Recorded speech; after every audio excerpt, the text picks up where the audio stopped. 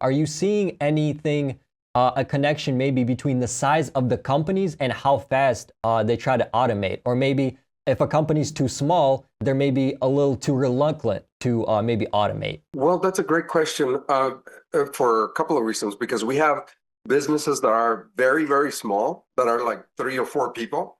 And then we have one of our biggest that we'll discuss right here towards the end that has hundreds of people.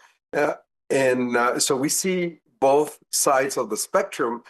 And in the small to medium sized business, we see that they want to adopt the technology. They want to be on the top decile, right, all the time of the business.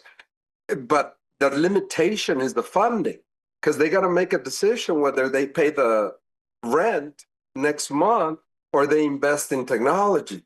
So a lot of times, moving on to the Beatrix, into the Beatrix system, what it has allowed us to do is help them pay a fraction of the price that they were paying. And when I say a fraction of the price, one of the other bigger platforms that everybody knows, right? They might be 10, 20, 30 times more expensive, 100 times more expensive than what we're dealing with right now, with the same technology, with the same access. So it's not like a problem that we see that they don't want to adopt. It is that sometimes they cannot afford. And then the big enterprise, let's say that they have 1,000 employees.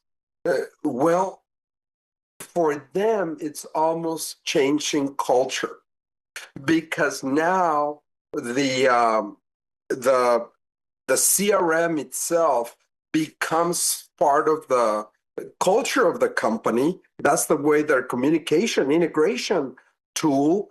So whenever you try to deploy in a team of 1,000 people, then it would be easy to migrate, easy to deploy, but hard to change culture. So now you got to be watching that business, because now you need to educate, train, and then they adopt and move forward.